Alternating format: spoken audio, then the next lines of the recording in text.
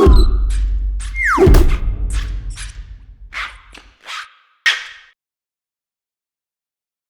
everyone, welcome to another Good e-Reader Roundtable discussion with Michael and Peter. Today we're going to talk about the merits between reading on an e-reader and reading on a tablet. So a lot of people have some confusion. They hear the term e-reading, but they might not know what that applies to. Right. You could read on a tablet, you could read on an e-reader. It's digital. That's about the only thing that they have in common. Now, an e-reader is grayscale, so you don't actually have light emitting from behind the screen into your eyes like you would on a tablet. This allows you to read for longer without having eye strain. One of the benefits of e-readers is that they're built around reading, so they have a singular purpose. Mm-hmm. You could read books, and in some cases, like newspapers, content that was designed to be, grayscale, black and white, basically, is your only colors. And most e-readers are 6 inches, but you can buy some that are 9 inches, and sometimes as big as 13 inches. Yes. Tablets, on the other hand, you can read on them. It looks really good. You'll see here that it's a really good contrast between the white background and the black text. You can also do fun things like when you turn pages, page animations show up, and you can peel the page, and you can make color. I like iBooks for that. How it has like the really money page, like, and peeking. you can even peek it like from the top or the bottom or the side, and it changes dynamically. You can make color highlights, and you can put little notes. In some apps, you can draw on it. So you draw little pictures and notes and all that stuff. However, it is strenuous on your eyes because you may not notice it, but LCD and LED screens actually have a refresh rate that is flickering really quickly, and you don't notice it by the naked eye. You can actually view it through a camera. Sometimes you'll see it flicker. That's what it's actually doing. So our early review videos, if you guys want to go back in time, you can really see a lot of the videos that we did where the screens were flickering. Yes. Because the camera can't match the frame rate of the tablet. So if you guys see this like on YouTube or review videos and you're like, why is the screen flickering? Like, is it a broken unit? It's like, no, because that's how LCD screens are. They're just like blinking so fast that it's naked to the human eye. Exactly. But a camera can pick it up. But that is why you can do things like change pages, and it immediately does the action because it is flickering and it's always ready for that page refresh, whereas an e-reader, every time you see it black out and then refresh, that is the one refresh it does. So a tablet is good for reading, but I'd say it's better for reading magazines, comics, and really colorful content that you can't get on an e-reader, because long-term use on this with your eyes, it can really strain you out, and the battery doesn't actually last that long. This Kindle, I think, has been on our shelf. We haven't used it for over a month, and it's still 60% battery with it being on, just in stasis mode. I haven't turned it off or anything. And e-readers are great for that. I mean, on average, if you're a casual reader, it'll easily last you 2 to 3 months. Mm-hmm. With like a tablet, even if you have it in standby mode, it'll last you like a few days. Yeah, exactly. They don't have a long lifespan. But Peter's right. I think that tablets excel at comics and magazines, full color content that's like alternatives to the print form. It certainly does not shine on an e-reader because you just don't get that visceral color experience where you look at that, and I mean, you could pinch and zoom, mm-hmm.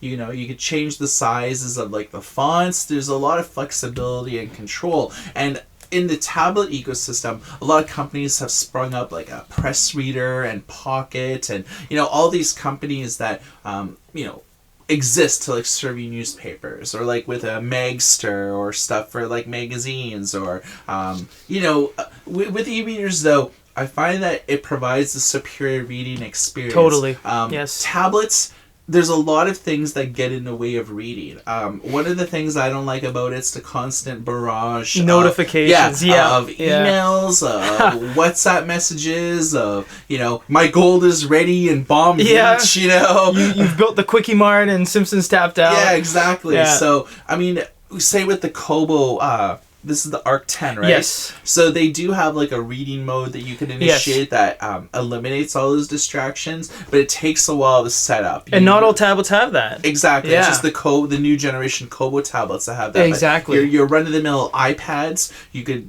you can navigate the settings menu, but you really have to go app by app and disable notifications. And if you have like a lot of apps like I do, that's like 50 different things you have to go through to read, and then you have to go through all that to re-enable all the notifications. It's something that you don't want to do. Alternatively, a lot of people are now reading on smartphones, and I find that it's too small of a screen to read, and people make the argument that it's in your pocket all the time, so why not read? But I find that it's just too small. You look at like the iPhone to the Kindle, and I mean, this is a lot of screen real estate. This is light. I would probably say this weighs less than this. There's not much to an e-reader, so I would imagine, yes. So I have the Kindle Paperweight 2 here, and this is probably one of my favorite e-readers. It has Goodreads integration, so you could navigate and talk to and participate in a social community, discover new reads. Amazon does have the best prices, but I am a huge fan of like the Sony PRS T3 as well, and the Kobo Aura. All these e-readers are quite different in terms of form and functionality, but they all have like a front-lit display. It allows you to read in the dark, so you could turn it up. Don't let it blind you. But I find that e-readers have come a long way, and I find that if you're obsessed with reading novels, fiction, non-fiction, e-readers are perfect for you. Whereas, what type of people would benefit the most from reading on a tablet? Right. Now, if you're thinking that e-readers can only do reading, you're mainly right. I mean, it does have PDF capability, and I mean, it's good for black and white mangas, because mangas usually are black and white. If you look at this video here is someone trying to play Angry Birds on a Nook device, and you can tell the refresh rate is so slow, you actually never get a full, smooth image, and even after he throws the bird, you don't even know where it goes, because you can't see it actually move through the air fluidly. But that doesn't mean you can't play any games on it. You can play games that don't require a lot of refresh rate, like chess and Sudoku and crosswords and all those type of things. But second you get those background layers moving, foreground sprites jumping around, it can't handle it. It just ends up getting blurry. But there have been some good advancements in the e-reader world. There's the upgrades that the Paperweight and the Sony have done with pinching and zooming is really good, because it's almost like on a tablet. It's very fluid. And even SciBook, the SciBook Odyssey had inertia, so you could swipe the page like a tablet, and it would slowly move based on how hard you swipe the page. And that was a good step forward into making e-readers, the refresh rate more efficient. But it seems that we're on the 5th generation Kindle and the 4th generation Nook and the 4th generation Kobo, and still you can't do anything in terms of videos or games or anything of the sort. Yeah, I mean, that's why you would buy a tablet. Yes. It's to game, it's to download apps, it's to do a lot more than just read. Although I know a lot of people that buy tablets just to read. They're not downloading 100 apps and, paying attention to what's new this week, It's like they're downloading cookbooks, they're